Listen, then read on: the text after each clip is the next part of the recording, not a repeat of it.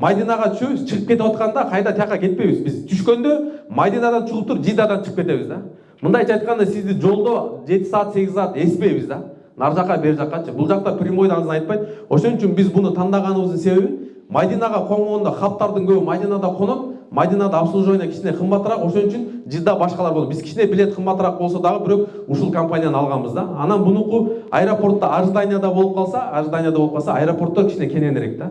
Биз мурун Кувейт менен да учуп көргөнбүз. Кувейттин аэропорту аябай тар, адамдар жүдөп кетет. Бул баа Шаржада кичине ожидание болуп калса, нары бери басканга, бирдеке магазиндерди караганга, нар жак бер жак айланганга кичине мүмкүнчүлүктөр бар да. Ошон үчүн ушул компанияны тандаганбыз. Караңыз, эми Алла насип этсе, иншалла Алла насип этсе, бүгүн аэропортто бүгүн 4-ü да 3-üne караганда 4-ü күнү учабыз, туурабы? 4-ü күнү туугандар саат 00:30да уже чогулуп баштайбыз. Регистрация 1:30да башталат, бирок биз неге 12:30да чогулуп баштайбыз десек, туугандар ар кандай случайлар болуп калышы мүмкүн. Жолдо келат кээбилердин машинеси бузулуп калышы мүмкүн, дагы бирдеке сиз келгенден кийин паспортуңузда проблема болуп калышы мүмкүн. Кээде визадан да нар жак бер жак билет урганда кыскасы бир мелочь проблемалар деле болуп калса, биз ушул убакытта 3:30га чейин сизди документиңиз проблемасы болуп, тияка чалып, бияка чалып бүтүрүп, сизди киргизип жибергенге бизге мүмкүнчүлүк бар да. Сиз мен мурун деле учуп жүргөм Европа, любой жака ичкен мен жакшы билем го деп 3-тө келсеңизчи, жарым саатта сиздин эгер проблемаңыз болуп калса биз чечип бере албайбыз да. Ошон үчүн туугандар 12:30да чогулабыз. Сиздерге виза, билет, кармата турган нерселер бар. Формаларды кийесиз. Дагы ошол жерден форманы таратабыз, албагандар, келбей калгандар бар, ошол жактан беребиз дагы. Анан форманын дагы туугандар лидер умра деп форма кийгизип атпайбыз, карап коңуз. Бул бизди сизге акчабыздын көптүгүнөн же бир мындай бир көрүп берсин деп форманы берип аткан жокпуз. Форма бейжик бул сизге обязательно керек да. Себеби деген миллион адамдар бар да байке. Миллион адамдардын арасынан сизди жоголуп калсаңызчы, сиз мына курткаңыз менен таппайбыз, сиздикине куртка толтура да. Сиз мына лидер умра менен болуп калса, сизди кыргыздар көрүп калса, була билимдин компаниясы экен дейт дагы, сразу чала калат да. Бул бейжикте биздин компаниянын тиги жакта сизге кызмат кыла турган балдар бар, биздин кыргыз балдар. Арабча так сүйлөй турган, медресени бүткөн, жакшы бышык балдар бар. Ошолордун номерлери турат. Сиз ошо бейжикте ошо номерге чалсаңыз, бейжикте жоголуп кете турган болсоңуз, биз ошону сиз менен таап алабыз да. Сиз бейжикте кийбе кээбилерди көргөнбүз, бейжикте кийбе, мында кийбе, мен чыгып эле жүрүм. Именно ошондойлор адашат да. Жамааттан жок болуп кетип, анан 7-8 сааттан эзе болуп келгенден кийин анан кичине эсине келет да. Ошон үчүн апалар берилген форманы бейжикти кийейт да. Кире турган жактар бар, уруксат жактарга бар, мисалы Куран завод, ар бириңиздер Куран алып беребиз. Ошол жактарда бейжик жок болбосо кирбей калып, анан комнатасына кеткенче жамаат чыгып кетип калып, ушундай концерттер болот да. Ошон үчүн форманы эмени обязательно кийиңиздер, Андан кийин туугандар 1:30да регистрация башталат. 1:30да уже паспортторубуз менен регистрациядан өтө беребиз. 3:30да уже регистрация бүтөт. Апалар биз бардык документтерибиздин бардыгын 3-тө уже бүтүрүп коюш керекпиз да. Жан жерден өтүп регистрациядан өтөрүш керекпиз. Эми канча килограмм жүк салса болот? Караңыз, килограмм боюнча дагы бизде жанагы кээ бир компаниялар кетип атканда, эми бурда атайын маркетинг кылып койгондо, кетип атканда 40 кг кылып койгон. Кетип атканда не алып кетесиздер? Эчтеке деле жок да бул жактан кийимиңизде. Келип атканда 20 кг кылып койгон да бул. 40 кг деп айтат, бирок кетип атканда кыргыз эчтеке албайт да. Келип атканда кыргыз көчүрүп келет да барынча. Бул жагы эчтеке калтырбайт да, апалар полный тавафтын айланган ордуна базарда айланат да 44 миң алгандачы. Ошон үчүн мына бул жакта сиздерге кенен болсун деп 30 кг кылып койгонбуз да. 30 кг, анан собой жаныңызга 10 кг. Эми мындай кайчы, жанагындай бритва, сритва, темир тезектер, тамак аш, мисалы чучук-пучук бирдемелерди алабыз да. Ошондой эле контейнерге салып туруп, 30 кг жүккө салыш керексиз да. Бери жака 10 кг салып алсаңыз өткөзбөйт да. Ошон үчүн бери жака салып алабыз, 30 кг. Анан биз ушул учурдан пайдаланып айткан, биз сиздерге, ар бириңиздерге келип атканда компания 5 литрден замзам беребиз да. 5 литрден замзам ушул жака чейин аэропортко чейин алып келип беребиз. Бирок ал замзам, урматтуу апалар, бул 5 литр бул жака кирбейт да. Буну учак дагы өзүнүн кепилдигин алган, биз дагы өзүбүздүн кепилдигин алганбыз. Эгер 5 литр деген бул 5 кг да, замзам менен 35 кг болуп кетиш керек эле. Сиз бирок аны расчетко албайсыз. Замзам сиздин 30 кгыңызга тиешеси жок да, андан тышкары 30 кг. Бишкектин сааты менен Алла насип этсе, дуа кылыңыздар иншалла. Туман-суман болбосо, бардыгы жакшы болсо, ойдогудай болсо, 4:30да Кудай бурса Бишкектин сааты менен учуп кетебиз. Дубайга учабыз да, Шаржага. Шаржага учкандан кийин самолеттун учуу убактысы 4 саат 20 мүнөт учабыз. 4 саат 20 мүнөт. Самолетко конордо, анда эстегенде айтып коеюн, кийим алганда, кийимдикилер биздикилер сапожка дубленкасы менен бар болот. Ал жакта апалар азыр жайдагындай ызык бизденчи, көлгө түшкөндөн ызыгыраак да. бир мындай спортивка, жукарак спортивка алып алсаңыз болот, баягы самолетто кондиционер уруп коюп алыш үчүнчү. А так мындай жеңил эле кийимдерди алыңыз. Өтө кийимди эле алыңыз, сапар кыска эле да. Өтө узун эмес, мындай кыска эле сапар. Өтө эле жеңил кийимдерди алыңыз. Анан тоо ташка чыга турган болсо, кроссовки, нарфелкилерди алып алсаңыз, өтө жүктүүнүн деле кереги жок да. 4 саат 20 мүнөт учабыз. Сиздерде Комфорт Плюс деген пакет менен кетип атасыздар да сиздер. Ошол бул тамакты сиздерге келатканда да, кетатканда дагы бир самолетко акча төлөп сизге тамак аш самолеттон берет. Бул жактан кетип атканда дагы, кетип атканда. Шаржанын сааты менен туугандар 6:50 конобуз, 6:50. 6:50. Шаржанын сааты, Дубайдын сааты менен Кыргызстандын сааты айырмасы 2 саат. Кыргызстан менен Дубайдын айырмасы. Саудия менен Кыргызстандын саатынын айырмасы апалар 3 саат. Мисалы азыр бизде канча болду саат? 1 болгон болсо, тиякта уже 4 болду да ужечи. Ошон үчүн сааттарды айырмалабыз. Эми ушул жакка баргандан кийин биз жүктөрдү тапшырабыз го апалар бул жактанчы. Жүктөр сразу Майдинага кетет, Майдинадан алабыз да. Жүктөрдү издебейбиз. Бул жактан түшөбүз дагы 1 саат күтөбүз, ожидание аркы берки болот, 1 саат баталь өтүп кетет. Кайда экинчи самолетко отурабыз, Майдинанын самолетуна. Майдинанын самолетуна отурабыз дагы Майдинага учуп кетебиз. Самолетко тапшырган үчүн эртең менен саат 9:50 Майдинадан конобуз. Бул Саудиянын сааты менен, Кыргызстандын сааты эмес, Саудиянын сааты менен 9:50 конобуз. Ошол жерде түшкөндөн кийин жүктөрдү биркалар менен ошол жерде жүктөрдү алабыз, жүктөрдү алып чыгабыз, апаларга жардам беребиз. Бул жактан сиздер чыкканда Лидер Умран компаниясы кызматчылары аэропорттун оозунда сиздердин күтүп алат. Ушул жерден чыккандан кийин мына автобустарга ушинтип жүктөрдү салабыз, ушул жакка жүктөйбүз. Андан кийин туугандар дүйнө жүзүн боюнча билесиздер, сапар саякатка чыгып жүргөндөр билет, дүйнө жүзүн боюнча стандарт чек-аут саат 2-де гостиницалар бошойт да. Любой дүйнө жүзүн, Дубайда болсоңуз, Стамбулда болсоңуз, башка ага чейин окуу. Бул жакта адамдар көп болгондо даже 2-де эмес, апалар 4-кө чейин, 4:30га чейин кетип калат да. Кээде булар чек-аут болуп, хаускипингдер жыйнаганда, чакпак болгондо убакыт кетип калат, ошон үчүн кээде 4. Ошон үчүн биз мурун башында жаңы ачканда эми бизде тажрыйба жок эле да. Апаларды апарып гостиницага отургузуп коюп эле, күттүрөт эле, байкуштар чарчайт эле да. Өзү сапардан чарчап келген, буту ооруйт, чарчайт. Ошон үчүн азыр биз кандай кылганбыз? Бул жакта курма бак бар апалар. Анча-мынча интернеттен көрүп калсаңыздар керек. Анан жаңгыры менен жер көрөт, бата менен элге көрөт дейт да. Биз да умрачылардын батасын алгыбыз келет. Бул жактан бата берген башкача инсан. Сиздердин батаңыздарды, дуаңыздарды алайын деп, бул жакта биз сиздерге тамак аш уюштурабыз да.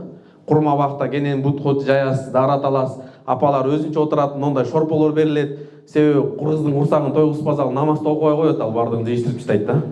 Ошон үчүн биз сира тамак берип ушул жерден курма сатып ала тургандар ушул жерден курма сатып алат. Акчасын алмаштыргандар ушул жерде акчасын алмаштырат. Ихрам алгандар ушул жерден ихрам алат. Шүлөк алгандар ушул жерден бардыгын алабыз. Анан устаз ушул жерде баян өтөт, Майдинанын тарыхын айтып берет. Анан бүткөндөн кийин бисмилла деп кайда эме кылабыз. Аэропорттон мынакей автобустарга жайгаштырып, ушу курма бакка, бул сен булдан кийин көргөзөм. Ушундай автобустар менен курма бакка барабыз. Эми гостиницаны чыгарып коёр. Гостиница туугандар Four Towers деген бул 4 бурч, Towers билесиздер да, кыргызча переводу бурч да. 4 бурч, бул Вали деген гостиница бар, View деген гостиница бар. $900 умра менен сиз кетип аткан пакеттин канча 1200 мен кетип атасызбы, канча 1300 мен кетип атасызбы? Айырмасы эмнеде десе апалар, визанын баасы дагы бир эле болот. Транспорттун да баасы бир эле болот. Айырмасы эмне апалар? 90% жатаканадан зависит этет да.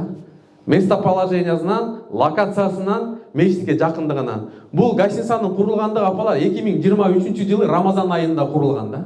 Бир жыл боло элек, Рамазан айында 1 жыл болот да.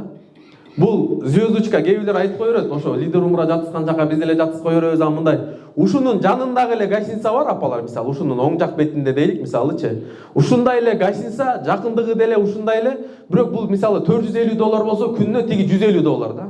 Ичине кирсеңиз, пакистанецтер жаткандан кийин, тигилер жаткандан кийин сиз ичине жата албайсыз да. Же ызык суусу чыкпайт, же болбосо кайдыңки жана көбүсү каптап кеткендер бар го. Биз башында ачып жаткызып ушундай аябай уятта болгонбуз да, бир сыйра жаңы компания ачканда эми элдердикинде эле кылып көрөйлү деп, элдердин баасы ушундай коюп атса, элдерде иштеп көрөйлү дегенбиз, бирок аябай баягы кичине уят болгонбуз да. Ошондон кийин биз 2 жылдан бери мейли кичине кымбатыраак болсун, бирок уят болбой тургандайчы. Гостиницанын жылдызын азыр любой компаниядан сурасаңыз айтып кое берет. 4 жылдыз же мындай депчи. Жылдызды жөн эле барсаңыз 1 жылдыз да чыкпайт да. Сиз буну сайтка кирип туруп өзүңүз азыр букингден жазып көрсөңүз болот. Күнүнө канча экенин, саатына канча экенин, мунун ресторанына карап, комнатанын карап, душтун түзүлүшүнө карап, комнатанын расстоянияны карап туруп анан бул дүйнөлүк уюм берет звездочканычы. өзү бербейт да. Кыскасы буну барганда өзүңүздөр көрөсүздөр, аны буну тандаганыбыздын себеби аялдарга жакын болсун деп. Мурун биз арт жактан келет эле да. Азыр бул жактан чыгасыз дагы, азан айтып комат башталганда сиз мечитке келип каласыз да. Бул жерден да маса белгилеп коюш керек да, апалар, аталар, намаз 5 мал намазды мечиттен окуйук да. Сиздикинен жакын гостиница жок. Негизи кээ бир уят да. О, жактагылар апалар, 900 $, 800 $. О, жактан автобус менен ташып келет. Анан дагы мосттун асты менен да 15 мүнөт басып келет. Бирок ошондой болсо да 5 мал намаз окуйт да. Сиз эми ал бул жерден жакын туруп сизге намаз окуй койгон эми билбейм, уят да эми. 5 мал намазды колубуздан келсе мечиттен окуганга аракет кылайык. Андан кийинки тамак ашы боюнча. Тамак ашы турецкий стол, бир болот шведский стол. Билесиздер, бул дагы ошо өзүңүздөр барганда тамак ашын тандап деме кылып көрөсүздөр. Кимдер пакет менен алган, кандай кылган компания менен эме болосуздар, Биз тамак ашты мындай кылабыз да туугандар. Биринчи пакет болот, анан каласа тамак ашы менен, каласа тамак ашы жок. Себеби кээдер өздөрү менен чучук бирдекесин алып экен, почему мы их заставляем, эгер өз акчасын экономдосо, ошон үчүн адамдын эркине коебуз да. Калаганыңызда пакети менен, каласа мындай. Кыскасы тамак ашы менен болгондо эртең менен 6-дан 10го чейин апалар. Канчадан экен? Эртең менен 6-дан 10го чейин, А эртең менен таңкы намаздан кийин келсеңиз, эртерээк келсеңиз, мындай эми бая тарелкалардын баары толук, тамактардын баары толук, столдордун баары таза болот да. Бизге окшогон адамдар толтурат аяктачы.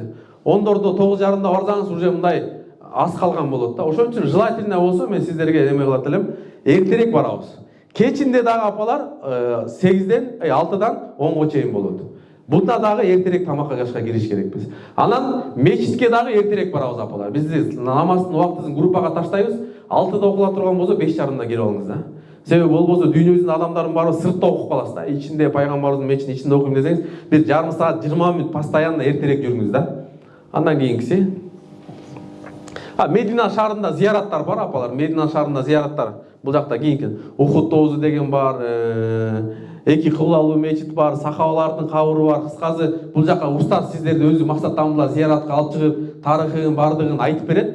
Ушул жака чыгып атканда кичине кроссовкалерди, немелерди кийип алабыз. Анан дагы сураныч, биз Кыргызстанда компанияда бар билсе болсо 1-2 компанияда бар, башкаларда жок да. Атайын сиздерге наушник беребиз да. Бул бир наушник апалар $80-дан $100 чейин турат да, кымбат наушник. Кээ бир апа немелер умрачылар жоготуп коюп атат да.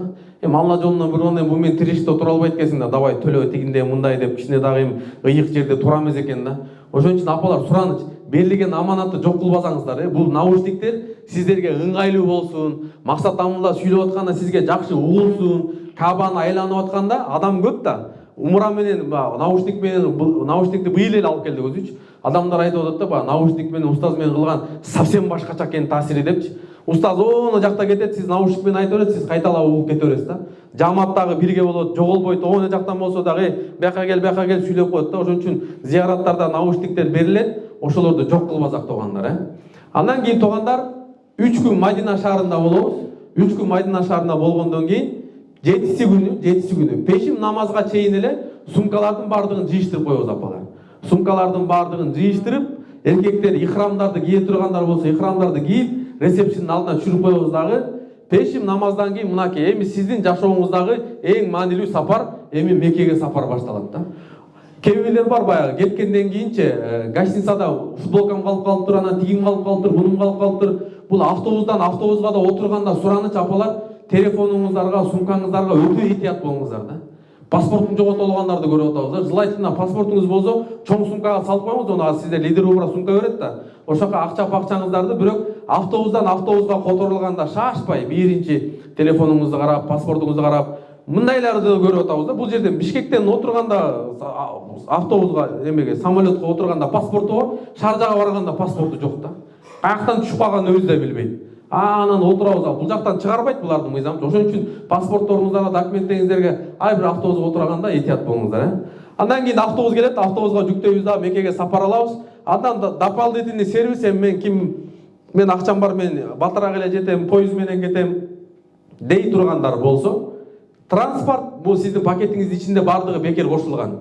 Сизди тозо алгандан баштап кетиргенче автобустардын, зыяраттардын бардыгы бекер. Бул бирок поезд бул 2 саатта жете турган поезд бар Мединасы. Автобус менен бир 6,5 саатта жетет, поезд менен бир 2 саатта жетет. Эгер желающийлер менен болсо $50-дан $70 чейин билет турат. кааласаңыздар билет алып берсек болот да. Бирок эгер желательно мындай кичине напсиңизди сындырып, напсиге каршы Максат устаздын баянын барганча угуп барам, лапайка айтып барам десеңиз, автобус менен барганыңыз жакшыраак болот. Лидер Умра компаниясынын жагы бул Меккедеги мейманканабыздын аты дагы, бул дагы туугандар 2023-жылы жаңы салынган Вокко деген гостиница. Бул дагы 9 корпустан турат. Бул дагы интерконтинентал, мына өзүңүздөр интернеттен карап көрсөңүздөр, биз ушул гостиницага жайгашабыз.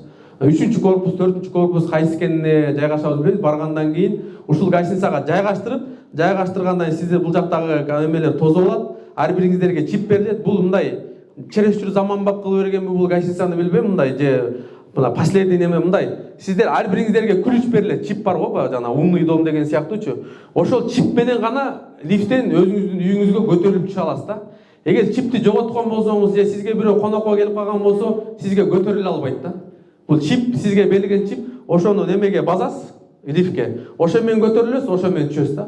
Ошон үчүн берилген чиптерди жоготпош керек. Анан чиптер менен телефонду чөнтөккө бир салса чип иштебей калат экен да. Ошон үчүн өзүнчө салып коюш керек. Эгер чиптер иштебей кала турган болсо, ресепшн бар, ресепшнде алмаштырып беребиз. Анан кыргыздар бар, кээ бирлер эме кылат да. Биздин комната чачык болуп атат, анан мындай болуп атат. Эми комнатаны сиз чачасыз да, башка сиз ким жашамак эле башка тура берди. Комната эгер чачылып калып, жыйнай турган болсо, хаускипинг дегендер бар, апалар күндө жыйнайт. Могу жакта турбайбы жана кофе, софе, комнатага коюп кете турган нерселердичи. Биздин балдар деле жетишпей калса сиздер көпсүздөр да, азыр биздин 1000 киши жүрөт тиякта болмачы. Өзүңүз эле жана хаускипинг деген бар, ошону чакырып келип туруп эле мындай кыргызча мындайча айткан мындай элечи, эч таштыр, давай дейсиз да, мындайчы. Давай, мыякта жина деп эле кыргызчачы. Отуруп албасаңыз чачык болуп атат деп бир колуна бир 5 реал карматып койсоңуз кичине икром булчу. Күндө тазалап турат да, өзүңүз эле чакырып. Анан комнатада нар жак бер жак жок болуп калса, өзү жазыла тургандар бар, мисалы. Кээ бир комнатада фен жок болуп калышы мүмкүн, кээ бир үтүк жок болуп калышы мүмкүн. Анча-мынча нерселерди өзүңүз эле кылып берсеңиз болот. Анан таза чече албай атсаңыз, биздин кызматтагы балдар бар, ошолор менен аны чечип беребиз да. Мейманкана ушундай, бунуку дагы, столовый дагы бул жакта деле ошондой 9-10дон ар бир умрачы лифтке өзүнчө неме берилет, мейманкана. Кийинкиси мындай. Анан комнатага урматтуу апалар, биз группа менен барып аткандан кийин, мисалы биз саатка дагы жаткыза тургандарыбыз бар да, мисалы $5000 VIP пакет дегендер бар. Ошолор дагы туугандар 3-төн 4төн жатат да. Бул жакта биз бул эз алганды кеткен жокпуз. Бул жак группа да апалар. Аялдар өзүнчө жатат, эркектер өзүнчө жатат да. Аялдар кире турган жерге эркектер кирбей турган жерлер бар, эркектер кирбей турган жерге аялдар кирбей турган жерлер бар да апалар. 4төн өзүнчө болот да. Эми ким подружкасы менен болсо, же бир апасы менен кызы болсо, же жакындары болсо ошондой кылып бөлүштүрөбүз. 4төн эркектер 4төн, аялдар 4төн. Анан дагы эскертүү нерсе, комнатага кирип баратпам байке. Кимдин аялы нар жакта 4 аял менен болсочу суроо эле кирип кеткендер бар да. Бул өтө туура эмес байкелер. Эгер кимдин аялы башка комната болсо, WhatsAppка жазып туруп же комнатадан такылдатып кирсин да. Ооба бул байкуш билбейт эле, туура эмес неме менен кирип кетти. Барганда сиз барганда ал жакта апа чечинип аткан болушу мүмкүн, башка нерсе болушу мүмкүн. Тиги мен аялдын сумкасында жемпирим бар эле деп эле бул эшик ачык менен кирип кетет. Барса нар жагы тияк болуп турган болот. Ошон үчүн уруксатсыз бирөөлөрдүн комнаталарына, аял кишилердин комнаталарына кирбейик апалар. Машинеге отурганда, автобуска отурганда дагы аялы менен эркектери бир автобузда отурсун да. Күйөөзү тигил автобузда, бул бияктагы автобузда эмес, чогуу болуш керек да апалар, Аны да барганда айтып беребиз. Анан бул жактан апалар 24 саат бою автобус каптайт. Сизди чыксаңыз эле автобус ташып турат. Кээ бир жерлер бар апалар, мындай автобус алып келип таштайт дагы, буяктан анан саатын. Мындай Махмак жин деген жак бар жана жакчынан мындай. Ошол жакка апарып таштайт дагы, анан сиз ал жактан айланып жөө келиш керек болот да. Бизде могу саат турат го, саат. Автобус прямо алып келип сааттын алдына таштайт да, туннелди. Сиз туннелден чыгып эле мешитке киресиз да, сразу. Андан тышкары бул жердин тандаганыбызды сиз жөө барсаңыз болот. Эми жаштар болсо чыгып эле бир 1200 метр да, 1 километр болуп калабы, 1000 жөө эле басып барса болот. Себеби мындай бул Түз Ибрахим Халил деген көчөдө жайгашкан. Кээ бирлерде деле 1200 метр болушу мүмкүн гостиницачы. Ылдыйга кетет, бирок барганда көрөсүз да, өйдөгө чыга албайт да адамдарчы. Өйдөгө Ажият деген көчө бар, алар деле айтып коет, биздики деле 1200-1300 метр чыгат. Бирок никак чыга албайсың өйдөгөчү. Бир жол чыгышың мүмкүн, бирок экинчи жол жизни чыкпайсың да. Бул жакта апалар дагы, аялдар дагы, эркектер дагы 24 саат бою жөө барып келе берсе болот апалар. Автобус менен чыгасыз да 10-15 мүнөттө жетип каласыз. Биз сиздерди умра кылдыргандан кийин эртеси күнү биздин балдар бар, бардыгыңыздарды жыйнап дагы бир жол көргөзүп келебиз. Каяктан келет, каяктан чыгат, жөө баскан жагы каякта. Бул гостиница жаңы салганга байланыштуу бул гостиницада магазиндер ачыла элек, эми ачылып баштап атат да пола. Ушунун көчөнүн жанына чыксак, баягы суу пуу ала тургандар, наркотик ала тургандар болсо, магазиндерди кыскалады, анын баардыгын сиздерге биздин балдар бар, кызматчылар Багдөлөт деген, Расул деген арабча жакшы түшүнгөн балдар сиздерди ээрчип апарып ошолорду көргөзөт, Андан кийин Мекке шаарында зияраттар, билесиздер, Муздалифа, Арафат деген дозу бар. Пайгамбарыбыз баягы тоо бар го, неме Куран түшкөн. Кыскасы, ушул жакта тарыхый жактардын бардыгына сиздерди алып барабыз, Кудай бурса. Андан тышкарынан биз компания барганда төбө союп өзүбүздүн бир сыйламай немелерибиз бар. Кээ бир келиндер бар, төбө жебой төрөбөй калат экен, мындай деген нерселер, жөн эле жомок нерселер. Андайга эч неме кылбаңыздар. Компания атайын сиздер үчүн биз өзү канча жылдан бери төбө союп келебиз, сиздердин бир мындай батаңыздарды алып коёюн деп, Кыргызстанда төбө жегенсиздерби, жебегенсиздерби билбейм, эми Арабтагы барып ошол жака мындай кылабыз. Азыр интернеттен биздин катталуучуларым болсо билсе керек, жаңы ислам деген дагы Меккеде дагы неме ачылды да. Курмабак ачылды. Ал Курмабак деген ал жакта да микат, сиздер бир жолу умра кылдыңыздар да, бир жолу кылдыңыздар. Жакшыла өзүңүз үчүн, бул для себя. Алла менен өзүңүздүн мамилеңиз. Эми экинчи жол ким, чоң атама умра кылам, же атама умра кылам, туугандарыма умра кылам десе, компания сиздерге бекер автобус коюп беребиз. 3-4 күндөн кийинчи. Ошол жака барып Курмабакка барабыз. Ал жактан ал микат деп коет, границадан чыгыш керек да. Кайда эркектер ошол жака ихрамыбызды ала алабыз. Кайда ошол жактан чыгып туруп, баягы Мадинадан келип келген амалды кайда ошону аткарабыз да. Сиздерге ошол жактан тамак аш уюштурабыз. Максат устаз ал жерден дагы сабак өтөт.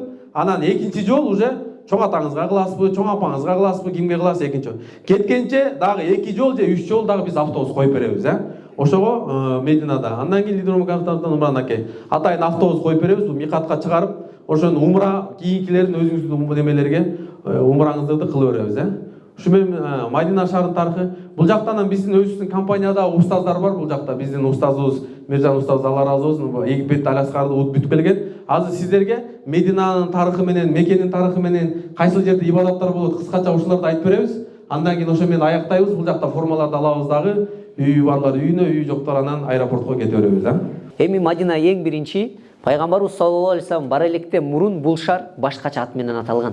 Ясрип деп аталган. Бирок пайгамбарыбыз саллаллаху алейхи вассалам баргандан кийин эмне кылган? Бул ат жаман болгондуктан, ал жерде оору болгондуктан себептүү атын дагы өзгөрткөн.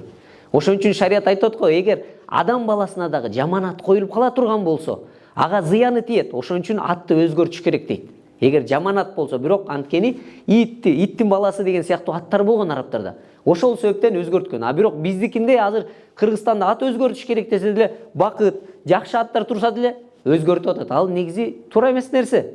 Ошон үчүн жаман ат гана болгондо пайгамбар саллаллаху алейхи вассалам өзгөрткөн. Пайгамбар саллаллаху алейхи вассалам бул жака бара электен мурун эмне болгон? Бул жакта арабтар жашаган. Аус Хазрач деген урусу арабтар жашаган. Ошолор менен бирге еврейлер жашаган. Ошол убакта эле еврейлер эмне кылган?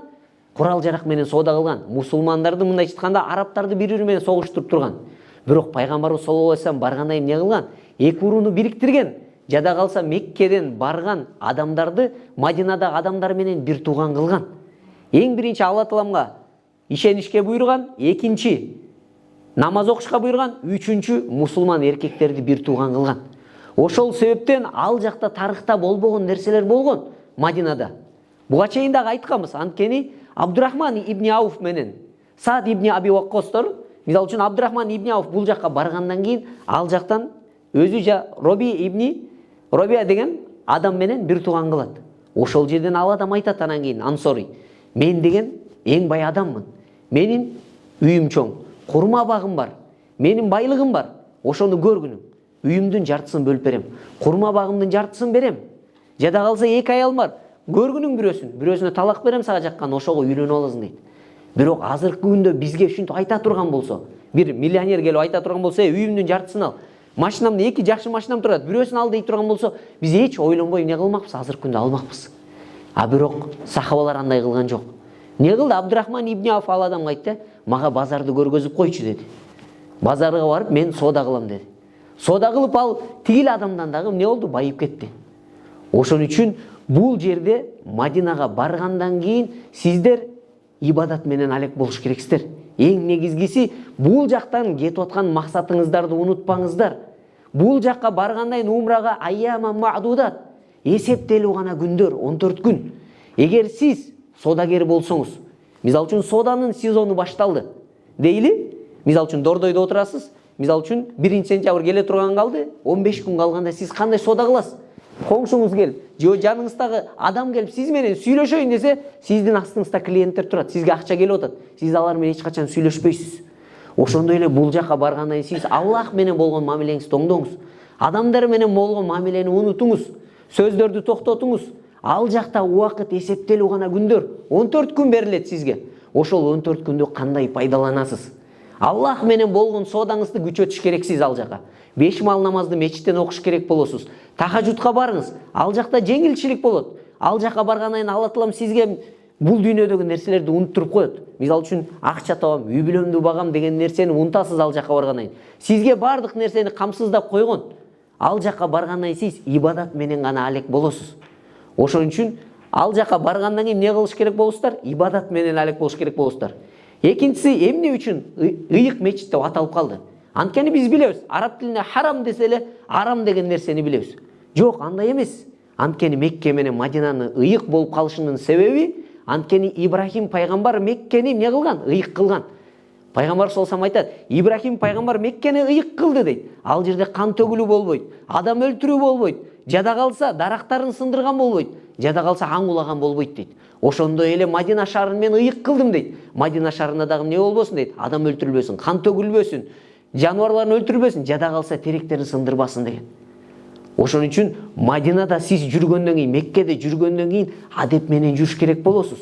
Ал жерде жүргөндөн кийин жаман сөз сүйлөбөңүз, жаман иштерди кылбаңыз.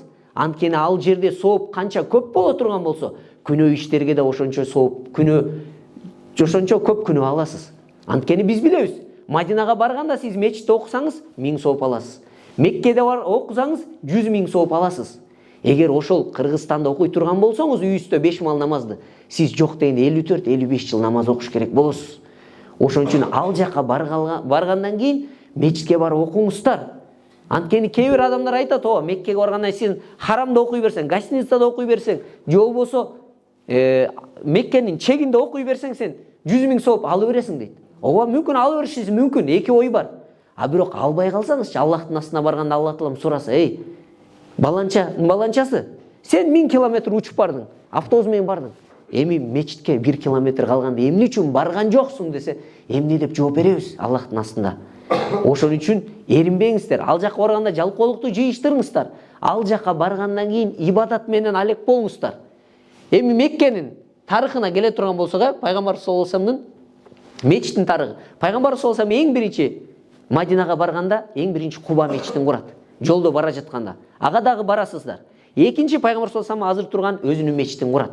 Бул ыйыктыгы боюнча Меккеден кийинки эле орунда турат. Анткени бул мечитте окусаңыз сиз 100 000 сооп аласыз. Харамда окусаңыз 100 000 сооп, Акса мечитинде азыркы Палестинадагы 500 сооп аласыз. 4-чү орунда анан Куба мечити турат. Ош пайгамбар саллаллаху алейхи вассалам эң биринчи буну курганда мындай келбетте болгон эмес мечит. Мечит кичинекей болгон. Сахабалар мындайча айтканда үстүн караганда асман көрүнүп турган аларда.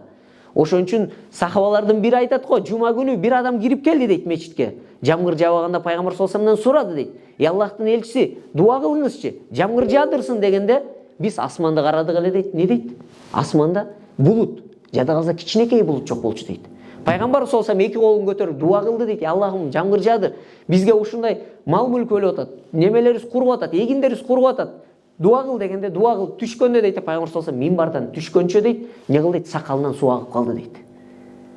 Ошон үчүн пайгамбар саллаллаху алейхи вассалам бөлмөсү дагы ушул мечитке не кылып берген. Ушул үйүн мечиттин тегерегине пайгамбар саллаллаху алейхи вассаламга үй салып берген сахабалар. Ошол дагы тар болгон. Ошол жерде пайгамбар саллаллаху алейхи вассалам Айша энебиз айтат, үйүнүн немесин сүрөттөгөндө пайгамбар саллаллаху алейхи вассалам намаз окуганда, үйдө нафил намаздарды окуганда дейт, мен бутум сунуп жатканда, мени мындайча айтканда саждага келе жатканда бутума саятылы дейт. Бутум тартканымда дейт, сажда кылып кайра турганда мен бутум сунчум эле дейт. Элестетиңиздер, Аллахтын эң сүйүктүү пендесинин үйү биздин кухнябыздай эле болгон. 2 метр квадрат эле болгон, мындайча айтканда. Адам жатканда биз намаз окуй албай калабыз го, ошондой эле болгон. Азыркы күндө биз кандай үйдө жашайбыз, кандай бөлмөдө жашайбыз? 2 этаждар, 3 этаждар салып атып, ошондо да ыраазы болбой жатабыз. Эми пайгамбарыбыз саллаллаху алейхи вассаламдын куполуна келе турган болсок, пайгамбарыбыз саллаллаху алейхи вассалам эмне үчүн бул жерге жашыл купол кылып койду дей турган болсок, пайгамбарыбыз саллаллаху алейхи вассалам өткөн жерге көмүлөт. Пайгамбарлар кайсыл жерде каза болсо, ошол жерге көмүлүш керек. Пайгамбарыбыз саллаллаху алейхи вассаламдын ушул жерде кабыр ушул жашыл куполдун астында жайгашкан. Пайгамбарыбыз саллаллаху алейхи вассалам көмүлөт, кийин Абу Бакыр ошол жерге көмүлөт, жана анан кийин Умар көмүлгөн.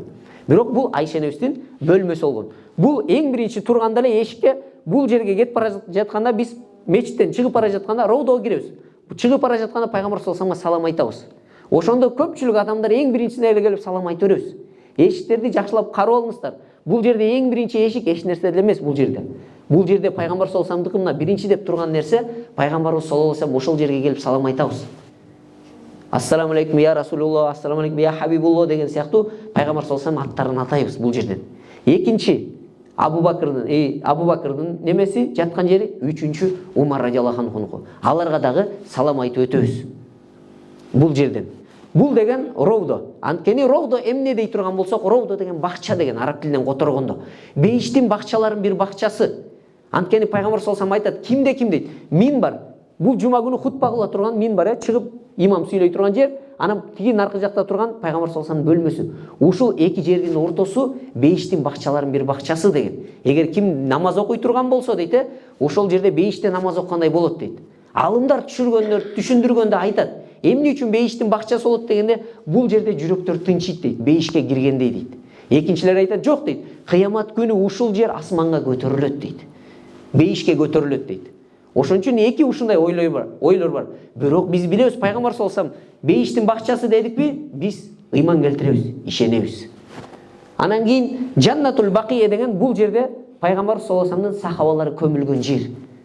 Бул жерди мындайча айтканда аттарды жазып койгон эмес, биздикиндей болуп. Кабырлар ылдый болуп турат, көтөргөн дагы эмес.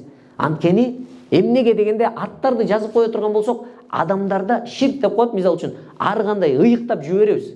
Ошол себептен сахабалардын аттары ал жерде жазылган жок. Мүрзөгө зыярат кылганда биз билебиз, өзүнчө дуасы бар. Биз Кыргызстарда көпчүлүк убакта биз мүрзөдөн өтүп баратканда же кабырдан өтүп баратканда эмне кылабыз? Омин деп эле коебуз. Омин деген сөз араб тилинен которгондо Аллахым кабыл ал деген эле сөз. А сиздин эмнеңизди кабыл алат? Дуа кылыш керек сиз өткөн адамдарга. Өткөн адамдарга кандай дуа кылабыз десек, ассаламу алейкум я ахле диари минал муъминина вал муслимин, инна иншааллаху бикум лахиқун, насаллаллаху лана ва лакумул афия. Я Аллахым, кабыр ээлерине салам айтабыз биринчи. Ассаламу алейкум, Аллах таалам силерге тынчтык болсун. Кудай буйруса биз жакында силерге барып кошулабыз. Силерге жана биздин жана силердин күнөөңөрдү Аллах таалам кечирсин деп дуа кылабыз. Мүрзөгө же бул Жаннатул Бакияга барганда. Бул жерде көптөгөн сахабалар көмүлгөн Бакияда. Мекке Харам мечитине келе турган болсок, бул эң ыйык мечит. Эмнеге эң ыйык мечит дей турган болсок, жер бетинде эң биринчи салынган Аллахтын үйү болуп эсептелинет. Буда дагы талаш ойлор бар. Кээ бирлер айтат периштелер салган дейт, кээ бирлер айтат Адам алейхиссалам салган дейт, кээ бирлер айтат Ибрахим пайгамбар салган дейт. Бирок Ибрахим пайгамбар салганга чейин бунун пайдубалы бар болгон, фундаменти бар болгон. Ошон үчүн кайчылаш ойлор болот. Адам алейхиссалам салган же периштелер салган деген ойлор бар. Буну Ибрахим пайгамбар көтөргөндө ким менен чогуу көтөргөн? Өзүнүн баласы менен бирге салган. Болбосо бул жер чөл болгон, эч нерсе жок болгон. Өзүнүн аялы Хажар энебизди эмне кылат? Ошол жакка баласы менен бирге алып барып коет. Аллахтын буйругу менен. Анткени көп адамдар эле айтат, Сиродо келсең, Ибрахим пайгамбардын эки аялы болгон. Биринчи аял экинчи аялын кызганган үчүн алып барып койгон. Биринчи аялдан корккон үчүн дейт. Кудай сактасын. Ибрахим пайгамбар Аллахтын сүйүктүү пендеси. Ал нерсени эч качан зулум кылбайт. Аллахтын буйругу менен алып барган. Эмне үчүн дегенде, бул Кабаны салыш үчүн алып барган. Ошол жерге өзүнүн аялы менен жаш баласын эмне кылат? Азыктар менен таштап кетет. Ошондо Хажар энебиз аркасынан чуркап айтат: "Эй Ибрахим, эмне үчүн бизди таштап кетип атасың? Бул жерде адам жашабайт. Жануарлар жок, суу жок, тамак аш жок. Кантип бизди таштап кетип атасың?" дегенде Ибрахим пайгамбар унчукпайт. Бирок эмне дейт? "Аллаху амарака бихада." "Эй Ибрахим, сен Аллах таалам ушуга буйруду" дегенде эмне дейт? "Ооба" деп тургандан кийин жүзүн буруп кетет. Бирок ошентсе дагы эмне кылат? Софа тоосуна чыккандан кийин дуа кылат.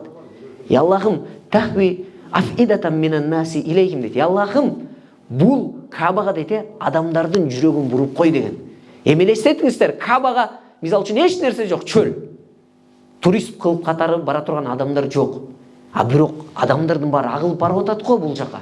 Ыйыктык үчүн, Алла Таалам адамдардын жүрөгүн буруп койгон үчүн баардыгыбыз эмне кылабыз? Кабага умтулабыз. Ошондой эле бул Хажар Асвад деп коет, мындай айтканда кара таш. Бул Кабаны немеден жаннаттан түшкөн аппак таш болгон. Бул адамдардын күнөөсүн ала берген себептүү эмне болгон? Бул кара ташка айланган. Бунун ыйыктыгы бул жер жүзүндө башка таштардай эмес. Буну Алла Таалам атайын эмне кылган? Бейиштен түшүрүп берген адамдарга. Бирок буну биз өпсөк болот. Мисалы үчүн пайгамбар саллаллаху алейхи вассалам өпкөн, анткени бул бизге пайда дагы, зыян дагы бере албайт. Умар радиаллаху анхунун жакшы сөзү бар го. Эй кара таш, сен мага зыян да бербейсиң, пайда да бербейсиң. Бирок пайгамбар саллаллаху алейхи вассалам сени өпкөн үчүн мен сени өп атам деген. Ошон үчүн өпсөк бул сүннөт. Бирок мисалы үчүн мен кара ташты өппөй калдым, мен умрам кабыл болбой калды деген нерсе болбойт. Анткени көпчүлүк адамдар барат дагы анан кийин элдер менен урушуп, талашып, сөгүнүшүп, ошол өпкөнгө жетет. Бирок сиз өпкөнүңүз сүннөт. Башка адамды сөккөнүңүз, тилдегениңиз, урганыңыз бул зулумдук, арам нерсе. Эгер зулумдук, арам нерсе менен сүннөт нерсе келсе, сиз зулумдукту кылбаңыз, күнөө аласыз. Сүннөттү кылсаңыз, алхамдулилlah, сооп алдыңыз, кылбай калдыңыз, эч нерсе болбойт. Бирок, мисалы үчүн, ниетиңизге жараша сооп ала бересиз. Эми биз тавафты баштаганда, умрага барганда кайсыл жерден баштайбыз дегенде, ушул кара таштын жанынан баштайбыз. Ал жерде мисалы үчүн өйдө да экинчи ташта жашыл сызык болот, же жашыл эмблема болот. Астыда мурун бар болчу, азыр жок болуп калды, ошонун тушунан баштайбыз. Бисмилла, Аллаху акбар деп туруп, ошол жерден баштайбыз. Анан кийин тавафты мындай айтканда саат эмес, сааттын тетир жебези менен кетебиз. Оң сол жагыбыз Кабаны карап туруш керек болот. Ошондо айланып келебиз дагы. Азыр Кабага 1 минут коюп турсак, Кабага келгенде биз наркы Йемен бурчу турат го. Бул бурчу эми мисалы үчүн Ирак бурчу, Шам бурчу. Немеге келгенде, Йемен бурчуна келгенде Роббана атина фид дуния хасана ва фил ахирати хасана ва кина азабан нар деген дуаны айтабыз. Бирок калган учурларда сиз каалаган дуаңызды кылып бересиз. Ошондо кайра жашылга айланып келгенден кийин сиздин бир тавафыңыз бүтөт. Бир таваф болуп эсептелет. Ошентип сиз 7 жолу айланасыз тавафты. Кетер, Маком Ибрахим. Анан кийин бүткөндөн кийин бул Маком Ибрахим деп коет. Маком Ибрахим деген Ибрахим пайгамбардын изи деген. Ибрахим пайгамбар Кабаны салып атканда ташта изи калып калган. Анткени Кабаны куруп атканда Исмаил алейхиссалам экөө салып атканда өйдөсүнө куруш үчүн ташка чыгып курганда ушундай бутунун изи калып калган. Ошонун аркасына чыгып биз эмне кылабыз? Жана тавафты бүткөндөн кийин 2 рекет намаз окуйбуз. Анткени Ибрахим пайгамбардын эмне кылабыз? Бул ажылык Меккедеги нерсе, бардык нерсе Ибрахим пайгамбар жананын үй бүлөсү менен байланыштуу. Ошондой эле бул бүткөндөн кийин Сафа Марва тоосу бар. Сафа Марва тоосуна барабыз. Бул жактан Саи деп коет. Мындай айтканда Сафа тоосунан баштайбыз дагы, анан кийин Марва тоосуна барганда бүтөбүз. Бул жактан бияка көргөзүп коюп тур. Бул жакта Сафа тоосуна келгенде колубузду көтөрүп дуа кылабыз, аны тигил жакка барганда үйрөтөт сиздерге. Анан бул жерге келгенде жашыл, мындай айтканда белги болот. Ошол жерге келгенде эркектер чуркайт, аял кишилер чуркабайсыздар. Кайсы бир жерге чейин чуркайсыздар дагы, анан кайра базасыздар. Эмне себептен дегенде бул жана Ибрахим пайгамбардын аялынан калган.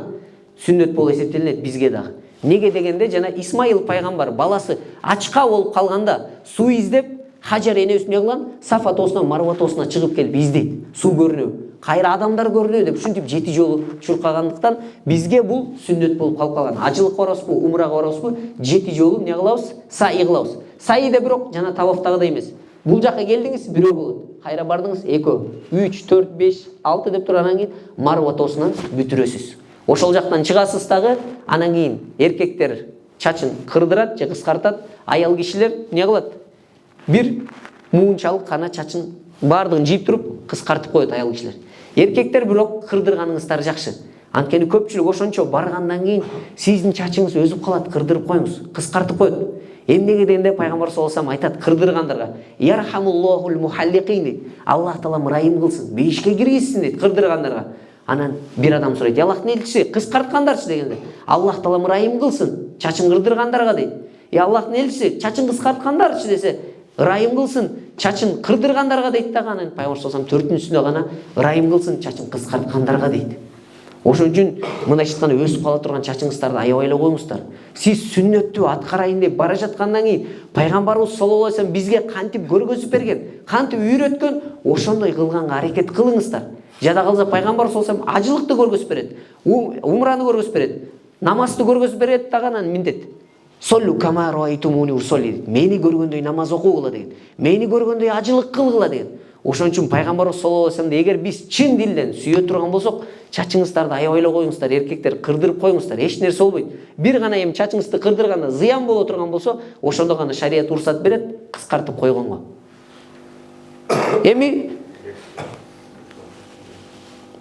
ихром абалына кирүү деген эмне дегенде, ихромго буну эми аял кишилер каалаган кийимин кие берет, шарият уруксат берет. Эркектерге келгенде 2 чүпүрөк гана кийебиз. Ал эмне? Изар варида деп коет. Үстүбүзгө бирөөнү жамынабыз, астыбызга белден ылдый бирөө болот. Буну кийгенде биз ихромго киргенде Мадинадан чыга турган болсок, Зул Хулейфа деген жер бар, ошол жерден кийебиз. Же болбосо картаң аксакалдар боло турган болсо, гостиницадан кийип алсаңыздар болот. Буну кийерден мурун эми мисалы үчүн даратылабыз, гусул алабыз, кыскарта турган нерселерибизди кыскартабыз, тырмагыбызды, чачыбызды алабыз, бирок ихромго кийгенден кийин чачыңыздарды кыскарта албайсыздар. Тырмаңыздарды ала албайсыздар, атыр себине албайсыздар. Аялдар менен эркектер бири-бирине жакындык мамиле кыла албайт. Эмнеге себептен дегенде, ихром сиз намазга такбиротул ихром деп коет, Аллаху акбар дегенде сиз намазга киришкенде эмне кылбайсыз? Сүйлөй албайсыз, тамак жей албайсыз, иче албайсыз. Ошондой эле ихромго киргенден кийин сизге буга чейин адал болгон нерселер эмне болуп калды? Тыйылып калды. Сизди Алла Таалам сынап атат. Сиз сыналып атасыз, Аллахтын ибадатын кылып атасыз. Ошон үчүн бир ашып кетсе, бир 5 саат, 10 саат сыналып коесуз, бирок ошого жараша Алла Таалам сизге сооп берип атат. Ихромго киргенден кийин анан эң негизгиси талбияны айтып баштайсыз. Мадинадан чыккандан Меккеге чейин талбия айтып келебиз. Пайгамбарыбыз саллаллаху алейхи вассаламдан суралат. Ажылыктардын эң жакшысы кайсы дегенде, асаджу эң көп айтылган талбия жана эң курбандык көп союлган ажылык жакшы дейт. Ошондой эле умрада деле мисалы үчүн талбия көп айтсаңыз өзүңүз үчүн жакшы. Эгер бизге айта турган болсо, ар бир сөзүң ушунча сооп акча берилет дей турган болсо, биз аны токтобостон айтмакпыз. А бирок көп адамдар баргандан эмне кылат? Сүйлөш менен алек болуп калат ал жака баргандан кийин. Ошон үчүн ихромго киргенден кийин сиздерден суранычы. Көп сүйлөө, ибадат кылыңыздар, Аллах Тааланы көп эстеңиздер. Баарыбыз күнөөлүүбүз, күнөөкөр адамбыз. Бул дүйнөдө адамдардын баары күнөөкөр. Ошон үчүн ал жака баргандан кийин соопторду жыйнап, күнөөбүздүн кечирилишин Аллах Тааламдан сурайлы. Эми тавафка келе турган болсок, бул Меккеде гана кылынат. Башка жерде жок. Ошон үчүн эске алыңыздар. Сиздер Меккеге баргандан кийин эмне менен алек болосуздар? Эң биринчи таваф менен умраны бүткөндөн кийин бул жака кайра Кабанын жанына эркектер кире албайт. Аялдар кире берсеңиздер болот. Анткени сиз ихром киймейинче эркекти кайра биринчи ташка түшүрбөйт. Сиз экинчи таштан кыласыз. Ал жаңылбасам бир 800 метрдей болот. Өйдөдөн айланасыздар. Бирок эмнеге артык таваф дей турган болсок, башка жакта жок ибадат. Сиз муну Кабадан гана, Меккеден гана кыла аласыз. Экинчиси, замзам иче аласыз. Ошон үчүн бул жака баргандан кийин таваф менен, замзам менен алек болуңуздар. Көпчүлүк адамдар баргандан кийин эмне кылат ал жака? Сүйлөшүп отуруп алат, жөн эле жүрө берет гостиницада. Ошон үчүн ал жака баргандан кийин айтып атабыз го, сиздин убактыңыз эсептелүү. Сиз содагерсиз ал жакта. Кандай пайда табасыз? Аллахтан кандай соопторду аласыз? Ошон үчүн ал жака баргандан кийин эң негизгиси ибадат менен алек болуңуздар. Алла Таалам баарыбыздын иншалла умраңыздарды кабыл кылсын иншалла. Аман эсен барып келиңиздер. Аллах буйругандай дуаларды кылып келиңиздер. Ал жактан дагы дуа кабыл болот. Дуа кабыл боло турган учурлар бар, орундар бар, ыйык жерде. Ошон үчүн ал жака баргандан кийин эң биринчи дуанын шарттарынын бири, эң биринчи Алла Тааламга мактоо айтабыз, пайгамбарга салават айтабыз. Анан үчүнчү өзүңүзгө биринчи баштайсыз. Жалпы туугандар эмес, эң бир үчүнчү өзүңүздөн баштайсыз. Өзүңүзгө дуа кылып бүттүңүзбү, туугандарыңызды айтасыз. Анан жалпылап баштайсыз. Туугандарыңызга, жалпы кыргыз элине бардыгынан дуа кылабыз иншалла. Субханаллаху ва бихамди, ашхаду ан ла илаха илля ант, астагфирука ва атубу илейк.